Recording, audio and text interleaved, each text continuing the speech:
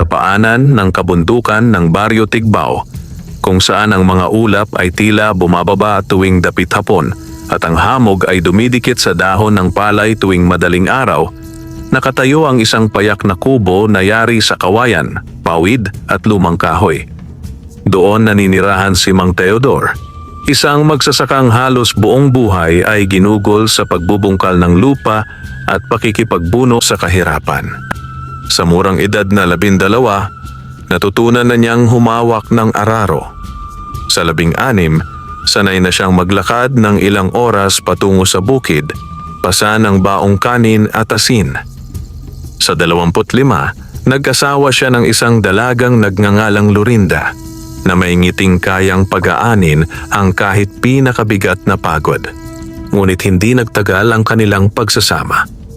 Isang malubhang karamdaman ang kumuha sa buhay ni Lorinda matapos ang 5 taong pagsasama at iniwan si Mang Teodor na nag-iisa sa mundong tila lalo pang naging mabagsik. Mula noon, naging tahimik ang kanyang tahanan. Ang dating may halakhak tuwing hapunan ay napalitan ng tunog ng kuliglig. Ang dating may nag-aabang sa kanyang pag-uwi ay napalitan ng malamig na hangin. Ang dating may kasamang mangarap ay napalitan ng pag-iisa. Ngunit hindi kailanman nawalan ng dangal si Mang Teodor. Araw-araw, bago pa sumikat ang araw, bumabangon na siya. Binubuhat ang lumang asarol, tinatahi ang sira niyang salakot at tinatahak ang maputik na daan patungo sa kanyang maliit na sakahan. Doon niya itinatanim ang palay, kamote, mais at kung minsan ay gulay na sapat lamang sa kanyang pang-araw-araw na pangangailangan. Hindi siya mayaman, hindi siya kilala, hindi siya makapangyarihan. Ngunit siya ay mabuti. Sa baryo ng Tigbao, kilala siya bilang taong hindi maramot kahit kapos. Kapag may batang gutom, nagbibigay siya ng kamote. Kapag may matandang walang ulam, hinahati niya ang kanyang isda. Kapag may kapitbahay na nangangailangan ng tulong, hindi siya nagdadalawang isip. Kaya naman, kahit mag-isa, hindi siya nag-iisa sa puso ng mga tao. Isang hapon ng tag-ulan, habang ang kalangitan ay kulay abo at ang hangin ay may dalang amoy ng paparating na bagyo, nagmamadaling umuwi si Mang Teodor mula sa bukid. Basa na ang laylayan ng kanyang salawal at ang kanyang mga paa ay puno ng putik. Nagmamadali siya dahil ramdam niyang malakas ang unos na paparating. Ngunit sa kalagitnaan ng kanyang paglalakad, sa makitid na daang dumaraan sa gilid ng kagubatan, may napansin siyang kakaiba. Sa ilalim ng isang matandang punong balete, may nakahandusay na anino. Sa unay, inakala niyang isang malaking hayop lamang, marahil usa o kalabaw na napadpad sa gubat. Ngunit nang siya'y lumapit, nanlamig ang kanyang katawan. Ang anyo ng nilalang ay hindi pangkaraniwan. May katawan itong tila tao, matangkad at payat, ngunit ang ulo ay kahawig ng kabayo. Mahaba ang muka, malalaki ang mata, at may maiitim na buhok na tila nagsasayaw sa hangin. Ang mga paa nito ay tila paa ng kabayo, matipuno at may matitigas na kuko. At sa gilid ng katawan nito, may bahid ng dugo. Maraming dugo. Humihinga lang nilalang at ang bawat paghinga nito ay tila may kasamang kirot. Napahinto si Mang Teodor. Nanginig ang kanyang mga kamay. Alam niya ang alamat. Alam ng lahat sa Tigbao ang tungkol sa mga tikbalang, mga nilalang na naninirahan sa kagubatan, mapanlinlang, mapaglaro, minsan ay mapanganib. May mga nawawala sa gubat, may mga naliligaw sa daan at sinasabing gawa iyon ng mga tikbalang. Marami ang takot sa kanila. Marami ang umiiwas. Marami ang nagdarasal kapag nababanggit ang kanilang pangalan. Kaya't sa sandaling iyon, may bahagi sa puso ni Mang Teodor na nagsabing tumakbo. Tumalikod. Magkunwaring wala siyang nakita. Ngunit nang marinig niya ang mahinang ungol ng nilalang, nagbago ang lahat. Hindi yun ungol ng halimaw. Yun ay ungol ng isang nilalang na nasasaktan. Isang nilalang na naghihingalo. Lumapit siya ng dahan-dahan. Kaibigan? Mahinang tawag niya, halos pabulong. Bahagyang gumalaw ang tikbalang. Dumilat ang mga mata nito at tumingin sa kanya. Sa unang pagkakataon sa kanyang buhay, nakipagtitigan si Mang Theodore sa isang tikbalang. Hindi niya nakita ang galit. Hindi niya nakita ang kasamaan. Ang nakita niya ay takot at paghihirap. "Tulungan mo ako," mahina nitong sabi, sa tinig na halos pabulong, ngunit malinaw na malinaw. Napaatras si Mang Theodore sa gulat. Nakakapagsalita ito. Ngunit higit sa lahat, humihingi ito ng tulong. Napahawak siya sa kanyang dibdib. Mabilis ang tibok ng kanyang puso. Ang utak niya ay nagsisigaw ng babala. Ngunit ang puso niya ay may ibang sinasabi. Hindi niya kailanman iniwan ang isang sugatan. Hindi niya kailanman tinalikuran ang nangangailangan. Kahit pa ito ay isang tikbalang. Umupo siya sa tabi ng nilalang. "Nasaan ang sugat mo?" tanong niya, nanginginig ang boses. Dahan-dahang itinuro ng tikbalang ang tagiliran nito. May malalim na hiwa roon, tila gawa ng matalim na sandata. Ang dugo ay patuloy na tumutulo, humahalo sa putik. May naghabol sa akin," sabi nito. "Mga taong may galit sa aming lahi." Napatungo si Mang Theodore. Wala siyang gamot. Wala siyang benda. Ngunit may damit siya. Hinubad niya ang lumang kamiseta at pinunit ito. Maingat niyang ibinalot sa sugat.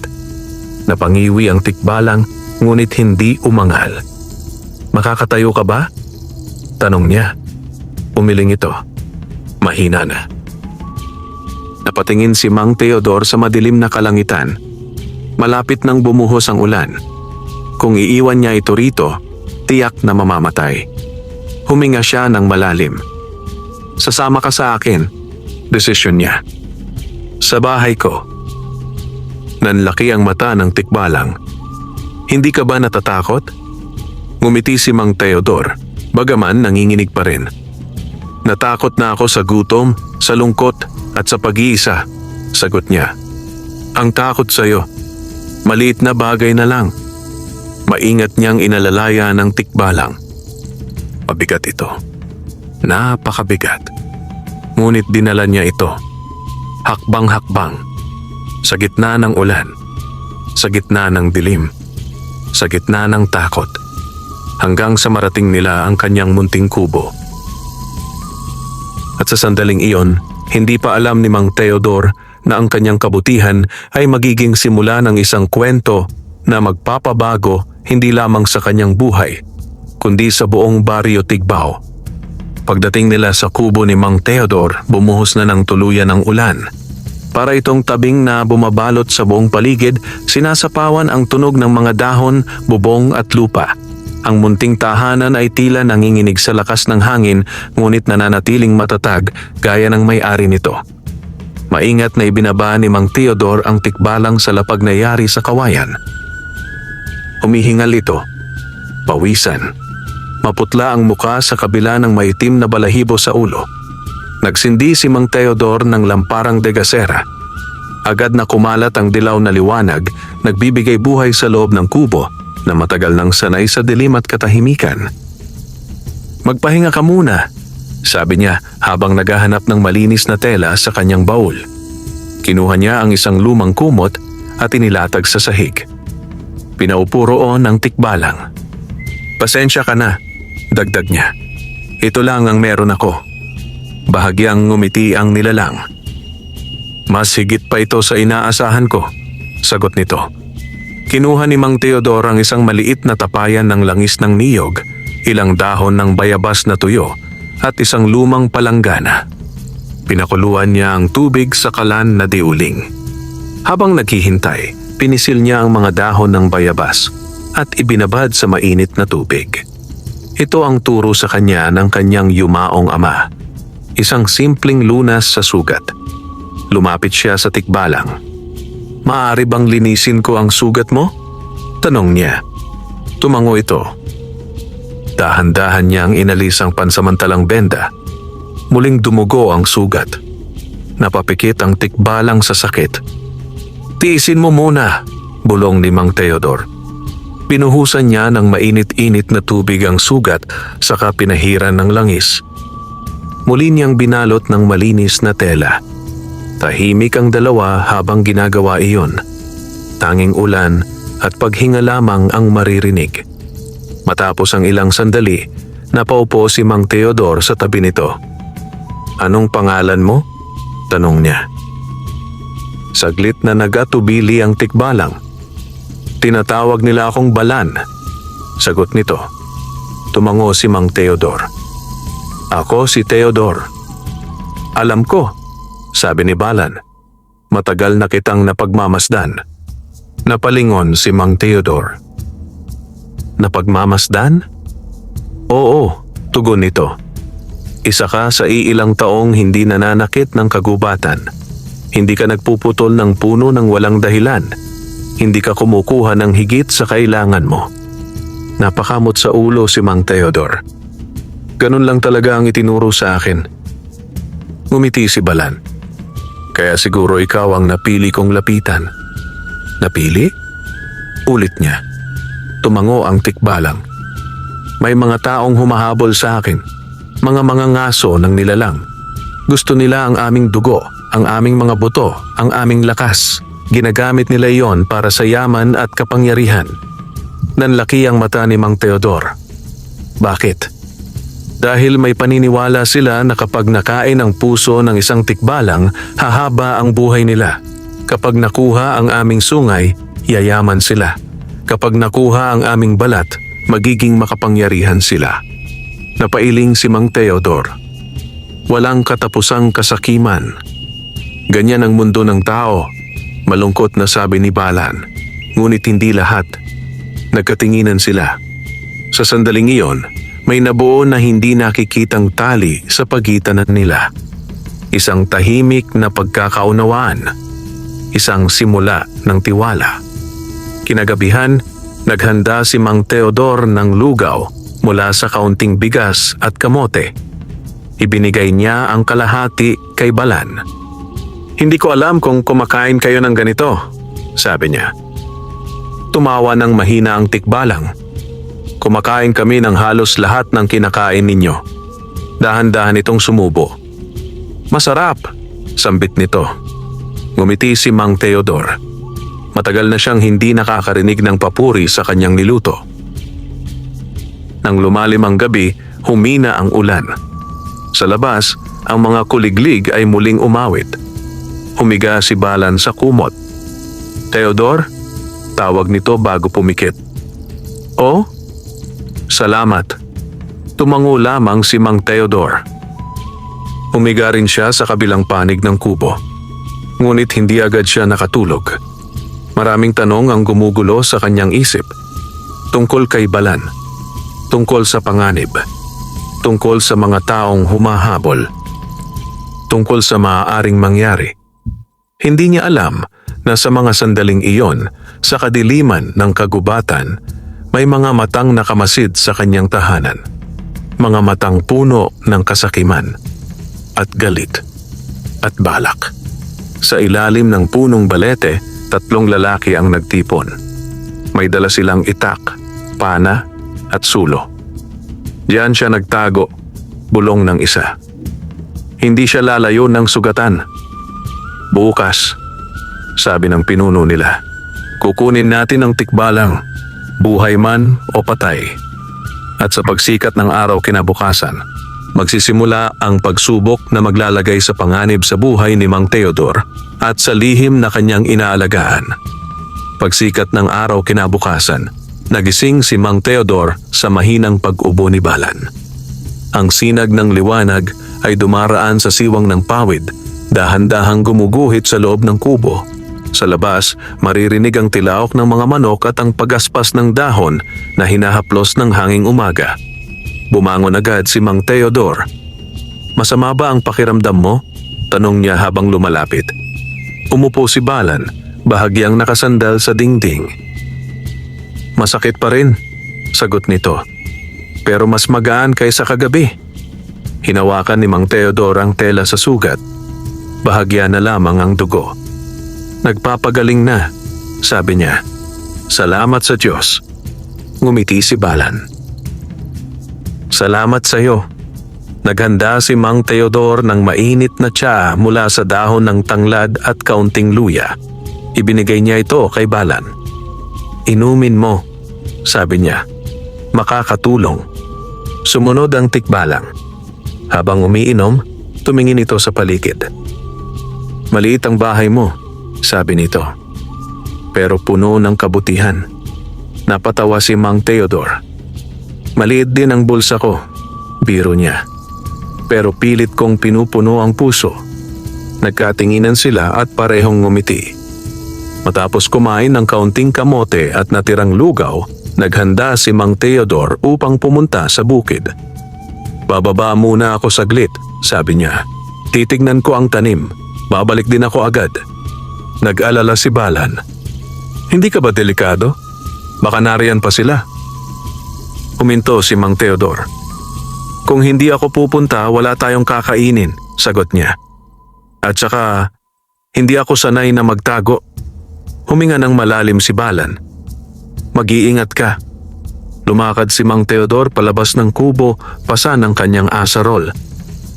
Hindi niya alam na ilang hakbang pa lamang ang layo niya, may mga matang nakasunod sa kanya mula sa likod ng mga puno.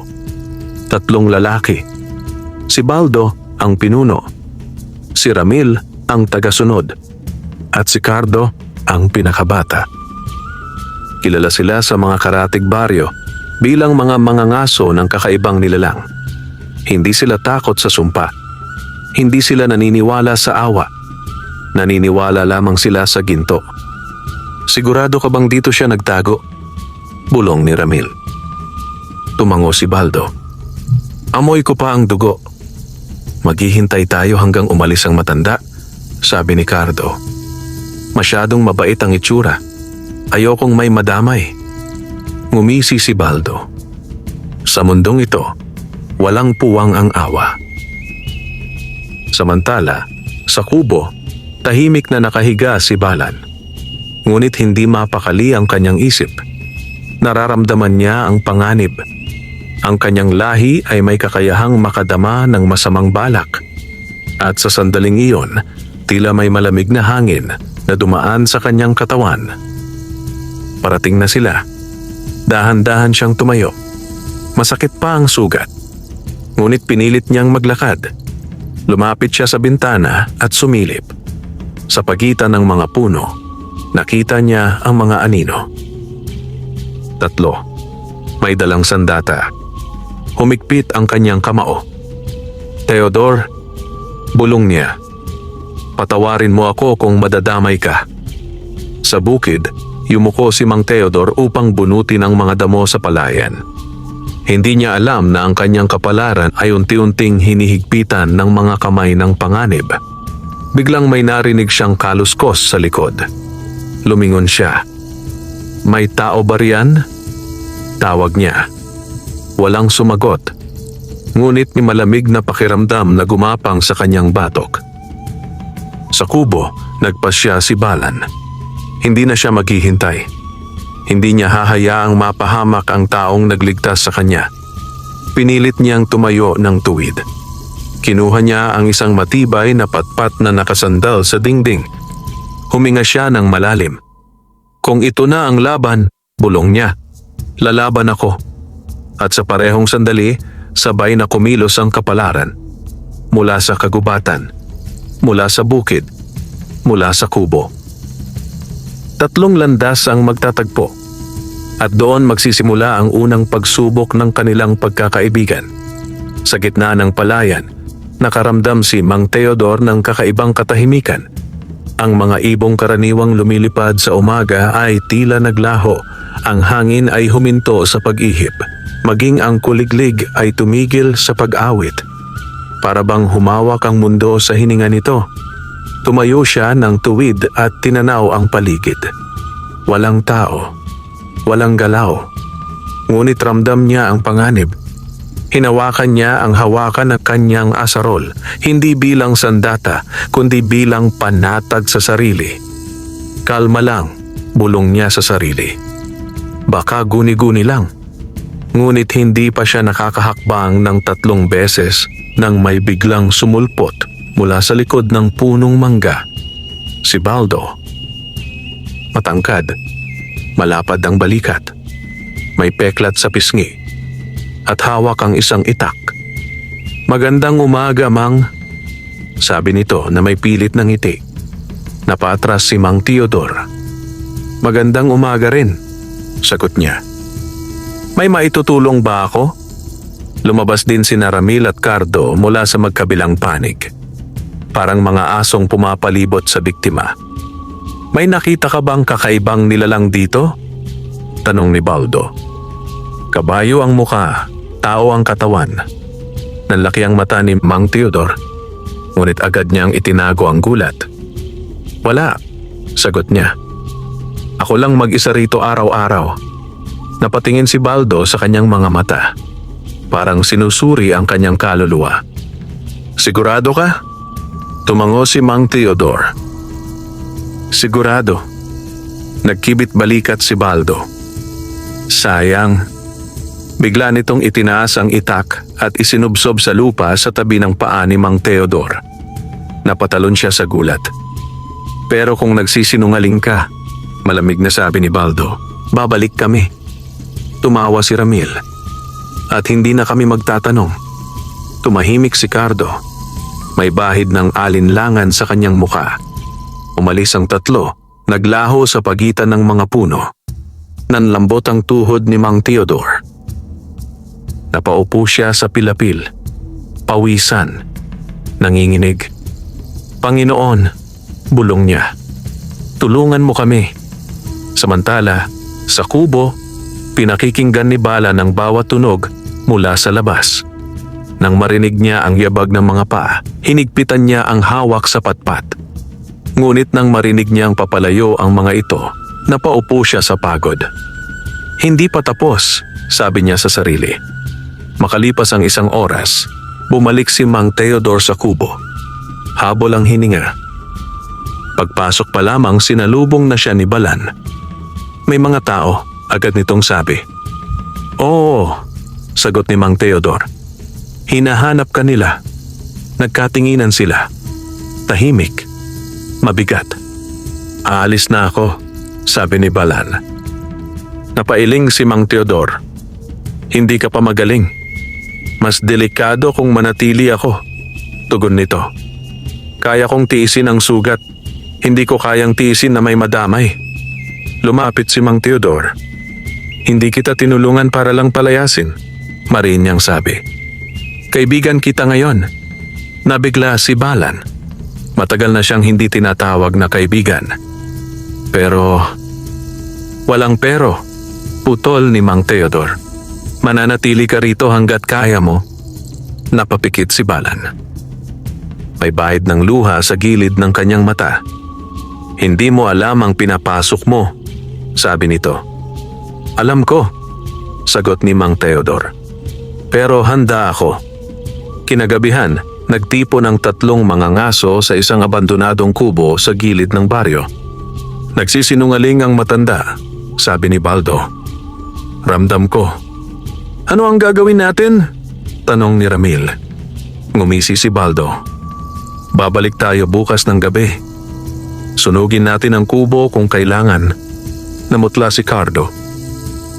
"May tao roon?" "Walang pakialam," sagot ni Baldo. Sa gabing iyon, habang mahimbing na natutulog ang baryo, isang mabigat na anino ang unti-unting bumabalot sa tahanan ni Mang Teodor. Isang unos na hindi ulan ang dala, kundi dugo at apoy. Sumapit ang gabi na tila may dalang masamang hula. Ang buwan ay natatakpan ng makakapal na ulap at ang mga bituin ay halos hindi masilip.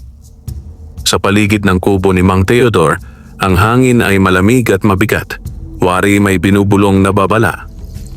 Sa loob ng kubo, nakaupo si Mang Teodor sa tabi ng lampara. Nag-aayos siya ng lambat na matagal nang sira. Ngunit ang kanyang isip ay wala roon. Paulit-ulit niyang naaalala ang titig ni Baldo. Malamig. Walang awa. Sa kabilang panig, nakahiga si Balan. Gising din. Hindi siya makatulog. Ang kanyang pandama ay patuloy na tumitibok. May paparating. Nararamdaman niya. "Theodore!" Mahinang tawag niya. "Oh?" Sagot ng matanda. "Kung may mangyari mamaya, tumakas ka." Napatingin si Mang Theodore. "Anong sinasabi mo?" "May masamang balak ang mga iyon," sabi ni Balan. "Babalik sila." Tumayo si Mang Theodore. Lumapit siya. "Huwag mong akuin ang lahat," sabi niya. "Magkasama tayo rito." Ngumiti si Balan ng malungkot. "Hindi sanay ang mundo na may taong tulad mo. Sa labas, may kaluskos. Isang yabag. 2, 3. Napatingin sila sa pinto. Parehong nanigas. Tahimik. Biglang may umalingaw-ngaw na bulong. Ngayon, si Baldo. Kasunod ang pagliyab ng sulo. Sa isang iglap, ang dingding ng kubo ay nasilawan ng pulang liwanag. May apoy. "Sunog!" Sigaw ni Ramil. Sinindihan nila ang tuyong dayami sa paligid. Mabilis na kumalat ang apoy. Umalingasaw ang usok. "Theodore!" Sigaw ni Balan. "Lumabas tayo." Ngunit bago pa sila makagalaw, bumagsak ang isang nasusunog na kahoy sa pinto. Nabara ang labasan. Umuubo si Mang Theodore. "Sa bintana!" Sigaw niya. Tinulak nila ang maliit na bintana. Ngunit sa labas, naghihintay si Baldo, hawak ang pana. "Diyan ka pupunta," sabi nito. Pumalo ang palaso. Tumama sa balikat ni Balan. Napahiyaw ito sa sakit. Ngunit hindi siya bumagsak. Sa halip, nagbago ang kanyang anyo. Unti-unting lumiwanag ang kanyang katawan. Lumakas ang kanyang tindig. Ang kanyang mga mata ay nagningning na parang apoy. Isang sinaunang lakas ang gumising. "Theodore!" Wika niya. Malalim at umuugong ang tinig. "Hawakan mo ako." Ginawa ng matanda. Sa isang kisap mata, tumalon si Balan palabas ng bintana, pasan si Mang Theodore.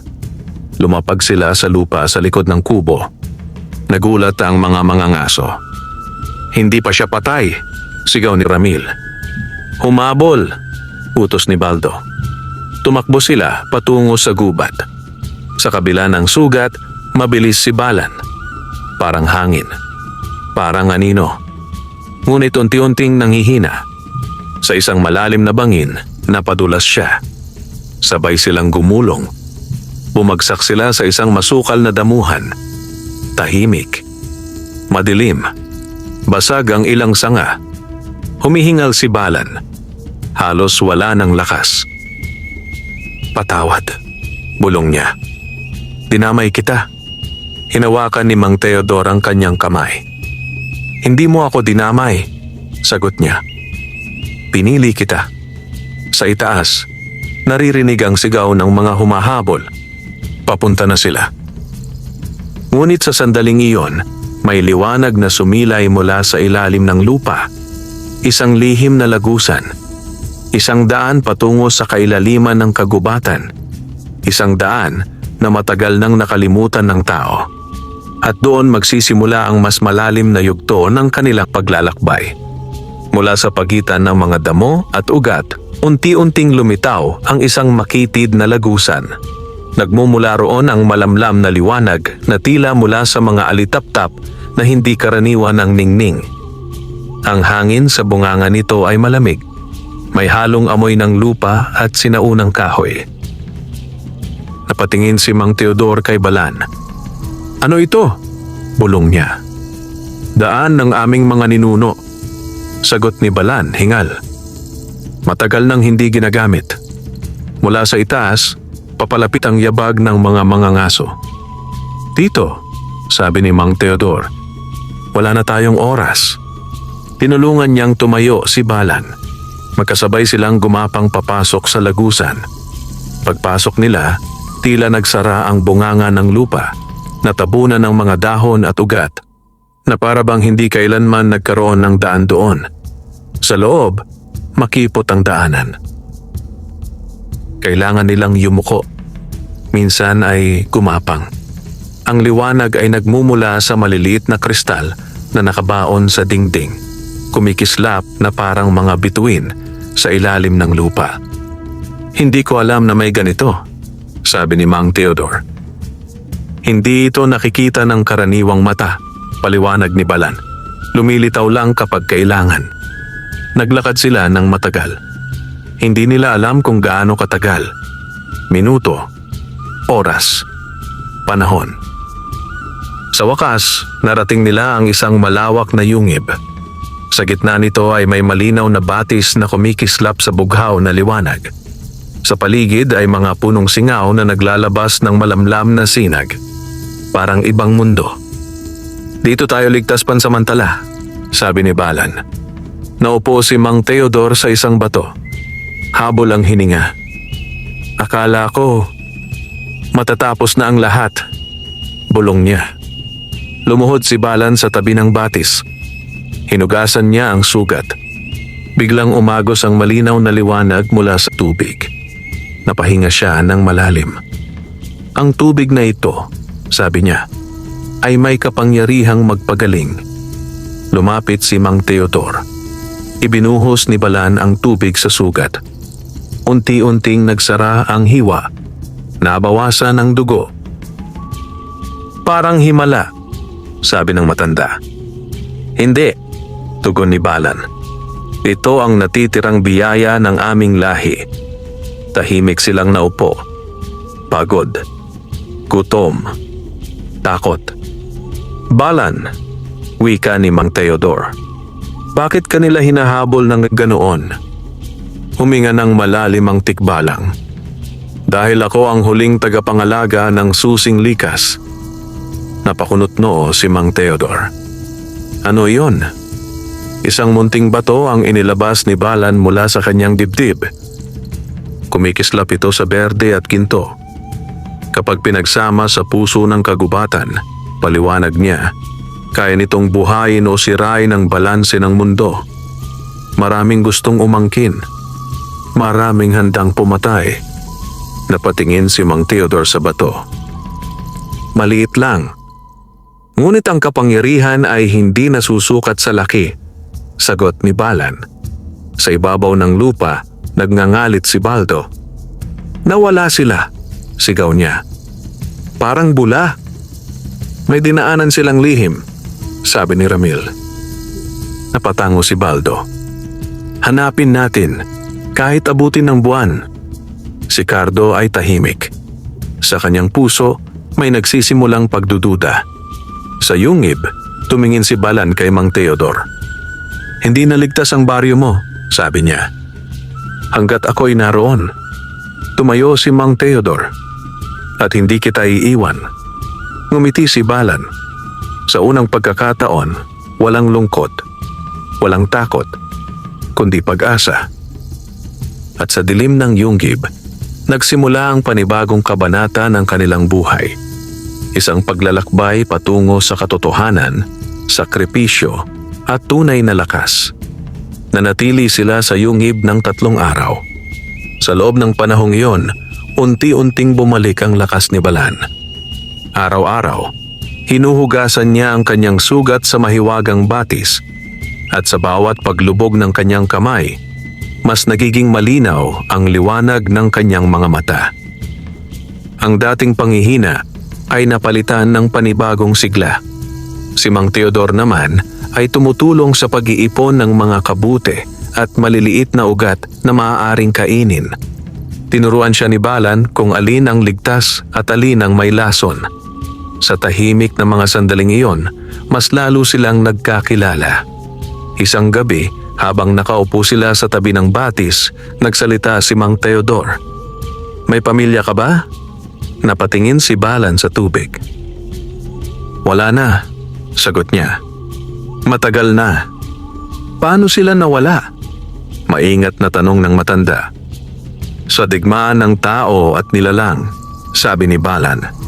Noong nagsimulang manghuli ang mga sakim, tumahimik siya. Isa-isa silang pinaslang. Humigpit ang kamao ni Mang Teodor.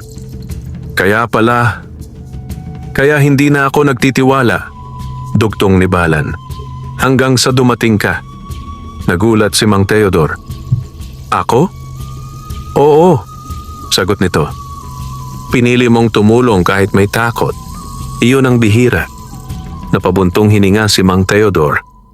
Siguro dahil matagal na akong nag-iisa. Ngumiti si Balan. Hindi ka na nag-iisa ngayon. Sa labas ng Yunggib, patuloy ang paghahanap ng mga mangangaso. Unti-unti nilang nasuyod ang kagubatan. Sinunog ang ilang puno. Tinakot ang mga taga-baryo. Nagsimulang magbulungan ang mga tao sa Tigbao. May masamang espiritu raw. May sumpa raw. May gulo sa gubat. Nabahala ang mga matatanda. Naging mapagmatyag ang mga kabataan. Isang hapon, may dumating na sugatang lalaki sa baryo. Si Cardo. Dumudugo ang kanyang noo. Hingal. Tulungan ninyo ako. Pakiusap niya. Inalagaan siya ng mga tao. At nang magising, umiyak siya. Ayoko na, bulong niya. Hindi tama ang ginagawa namin. Lumapit ang pinunong baryo. Anong ginagawa ninyo? Nagkwento si Cardo. Tungkol kay Baldo. Tungkol sa tikbalang. Tungkol sa susing likas. Nagulat ang mga tao. Nagalit. Nangamba. May dadating na kapahamakan, sabi ng matanda. Samantala, sa Yunggib, nakaramdam si Balan ng matinding kirot sa dibdib. Nanliit ang susing likas.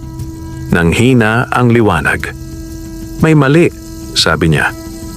Ano? Tanong ni Mang Teodor. Nagagalaw ang balanse, sagot nito. May taong gumagamit ng madilim na ritual. Sa kabilang dako ng gubat, lumuhod si Baldo sa harap ng isang lumang dambana. May hawak siyang dugo. May hawak siyang anting-anting. Bigyan mo ako ng kapangyarihan, sigaw niya. At ibibigay ko sa iyo ang puso ng tikbalang. Umalingaw-ngaw ang kulog. Uminit ang hangin. Isang madilim na nilalang ang bumangon mula sa lupa. At sa sandaling iyon, nagsimula ang digmaan na magtatakda sa kapalaran ng Tigbao.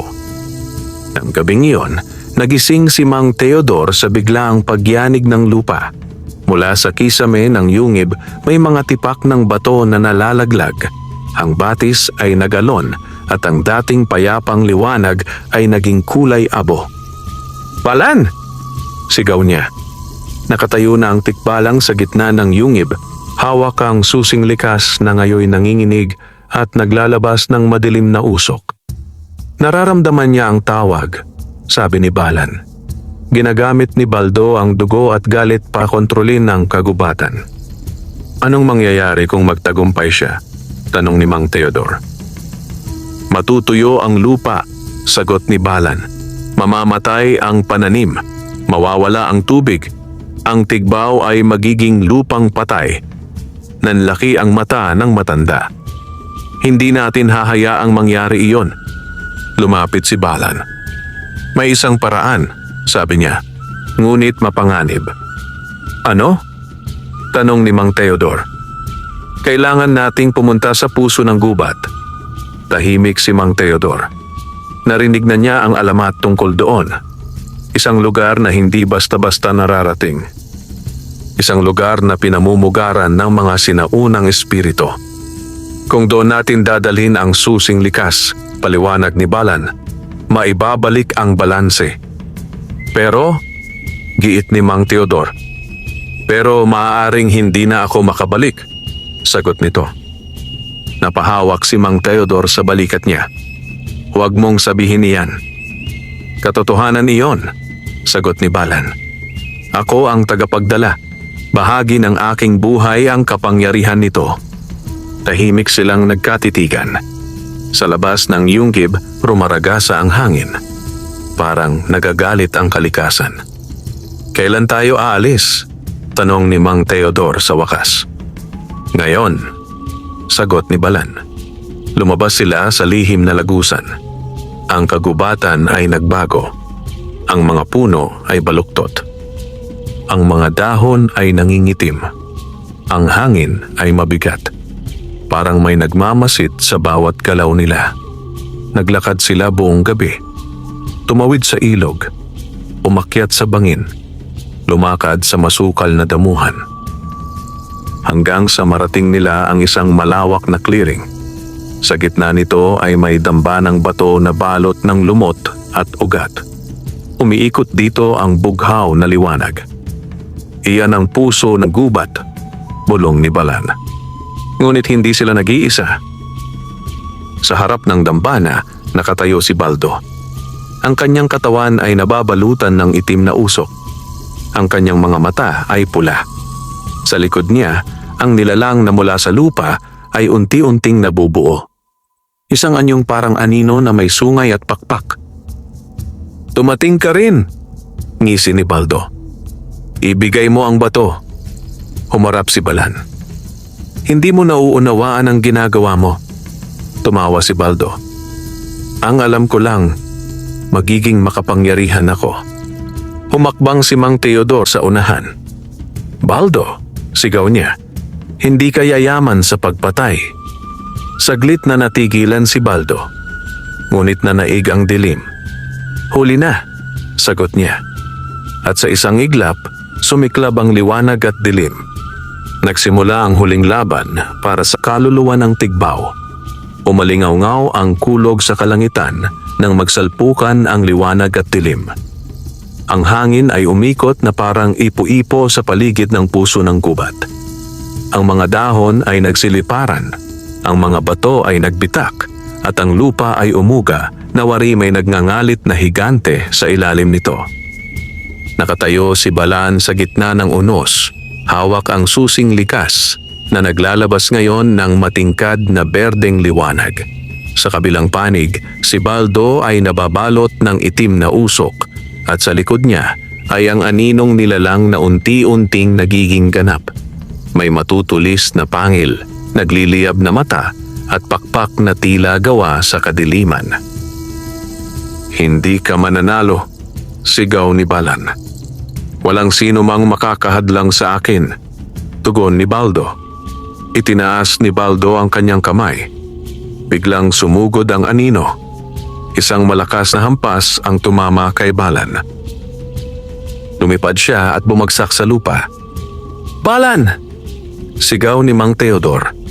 Tumakbo siya patungo sa kaibigan, ngunit hinarang siya ng malakas na bugso ng hangin. Manatili ka riyan! Sigaw ni Balan. Muling tumayo ang tikbalang kahit nanginginig ang tuhod. Hindi ka nag-iisa, sigaw ni Mang Teodor. Kinuha niya ang isang patpat mula sa lupa. Wala siyang kapangyarihan. Wala siyang salamangka. Ngunit may tapang siya. Sumugod siya kay Baldo. Umalis ka sa baryo namin! Sigaw niya. Napatawa si Baldo. Isang kumpas lamang ng kamay at tumilapon si Mang Teodor. Bumagsak siya sa bato. Dumugo ang kanyang noo. Ngunit hindi siya nawalan ng malay. Sa halip, bumangon siya. Pilit, mabagal, ngunit matatag. Hindi mo kami kayang durugin, sabi niya, paos ang tinig. Dahil hindi ka marunong magmahal. Saglit na natigilan si Baldo. Sa likod ng galit, may bakas ng pagdududa. Ngunit biglang umungal ang aninong nilalang. Para itong pumipigil sa kanyang isip. Isara mo ang puso ng gubat. Bulong ni Balan kay Mang Teodor. Ilapit mo ang bato. Paano? Sigaw ng matanda. Itiwala mo ang puso mo, sagot ni Balan. Hinawakan ni Mang Teodor ang susing likas. Mainit. Parang may buhay. Nakita niya ang mga alaala. Ang bukid. Ang kubo. Ang ngiti ni Lorinda. Ang mga batang tinulungan niya. Ang mga gabing mag-isa siya. At si Balan, ang kaibigang nagtiwala sa kanya. Para sa Tigbaw, bulong niya. Lumapit siya sa dambana. Sinubukan siyang pigilan ni Baldo, ngunit humarang si Balan. Ginamit niya ang natitirang lakas. Isang malakas na sigaw, isang bugso ng liwanag. Tinulak niya ang anino palayo. Ngayon, sigaw niya. Inilapat ni Mang Teodor ang bato sa gitna ng dambana. Sumabog ang liwanag. Puti, berde, ginto. Tinakpan ng liwanag ang buong clearing. Umalingaw-ngaw ang sigaw ng aninong nilalang. Unti-unti itong natunaw. Nalaglag si Baldo sa lupa. Nawala ang itim na usok. Naiwan siyang nakaluhod. Humihingal. Umiiyak. Natapos ang unos. Tahimik ang gubat. Unti-unting bumalik ang kulay ng mga dahon. Ang hangin ay muling naging sariwa. Ngunit sa gitna ng liwanag, bumagsak si Balan. Ang kanyang katawan ay nagliliwanag at unti-unting nagiging malinaw. Parang usok. Parang hamog. Balan! Sigaw ni Mang Teodor. Tumakbo siya. Hinawakan ng kanyang kaibigan. Ngunit parang humahawak siya sa hangin. Ngumiti si Balan. Natupad na. Sabi niya. Mahina ang tinig. Bumalik na ang balanse. Huwag kang umalis. Pakiusap ni Mang Teodor. Kaibigan, hindi ako mawawala, sagot ni Balan. Magiging bahagi ako ng gubat. Babantayan kita. Babantayan ang Tigbaw. Tumulo ang luha ni Mang Teodor. Salamat, sabi ni Balan. Sa pagiging tao. At sa huling sandali, naglaho si Balan sa liwanag. Naiwan si Mang Teodor, nakaluhod, hawak ang walang laman na hangin, ngunit puno ang puso ng alaala at dangal. Unti-unting naglaho ang liwanag sa paligid ng puso ng gubat. Ang dating nagngangalit na hangin ay humupa at ang mga dahon ay muling sumayaw sa banayad na simoy. Ang mga ibon na matagal na nagkubli sa takot ay nagsimulang umawit muli. Tila nagbabalik ng buhay sa buong kagubatan. Nakatayo si Mang Teodor sa gitna ng clearing. Tahimik. Hindi gumagalaw. Parang nawalan ng lakas. Sa harap niya, ang dambana ay muling natabunan ng lumot at ugat na para bang walang naganap na labanan. Ang susing likas ay naglaho, naging bahagi ng lupa tulad ng pangakong ibinigay ni Balan. Lumuhod si Mang Teodor. Hinawakan niya ang malamig na bato. Kaibigan, bulong niya, hindi kita malilimutan. Sa di kalayuan, gumagalaw si Baldo. Hinahila niya ang sarili upang makabangon. Wala na ang yabang. Wala na ang galit. Tanging pagod at pagsisisi ang natira. Lumapit si Mang Teodor. Tumingin si Baldo sa kanya. Ako ang may kasalanan, sabi nito. Sinira ko ang lahat. Tahimik na tumango si Mang Teodor. May pagkakataon ka pang magbago, sagot niya. Kung gugustuhin mo. Napaluha si Baldo. Hindi ko alam kung paano. Simulan mo sa paghingi ng tawad, tugon ni Mang Teodor. Tinulungan niya itong tumayo. Magkasabay silang naglakad palabas ng clearing. Sa gilid ng kagubatan, naghihintay ang ilang taga-baryo kasama si Cardo. Nang makita nila si Mang Teodor, nagtakbuhan sila. Buhay ka! Sigaw ng isa. Salamat sa Diyos, sabi ng iba. Yumakap si Cardo kay Mang Teodor. Patawad, umiiyak niyang sabi. Hindi ko kayo pinigilan. Ginawa mo ang tama sa huli, sagot ng matanda. Bumalik sila sa Tigbaw nang magbukang liwayway.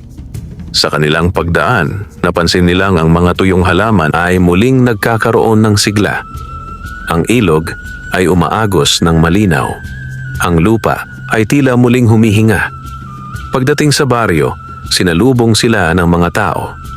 may luha, may saya, may pasasalamat. Ang kubo ni Mang Teodor ay nasunog. Tanging mga abo ang natira. Napatingin siya roon. Hindi siya umiyak. Ngumiti lamang siya ng bahagya. Makakapagtayo ulit, bulong niya. At hindi siya nagkamali. Sa tulong ng buong baryo, nagtayo sila ng bagong tahanan para kay Mang Teodor. Mas matibay, mas maluwang. Ngunit nanatiling simple. Araw-araw, may dumadalaw. May nagdadala ng pagkain. May humihingi ng payo. May gustong makinig sa kanyang kwento.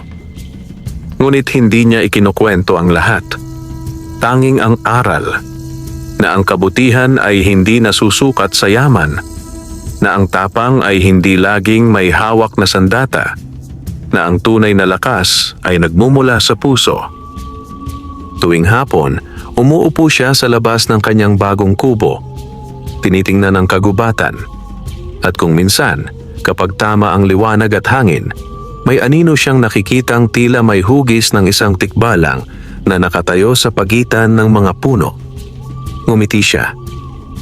Alam niyang hindi siya nag-iisa. At sa Baryo Tigbao, ang alamat ng isang mahirap na magsasaka at isang sugatang tikbalang ay naging kwento ng pag-asa na ipapasa sa mga susunod na henerasyon. Ngunit hindi pa roon nagtatapos ang lahat, dahil ang buhay ay patuloy. At ang mga pagsubok ay bumabalik sa iba't ibang anyo.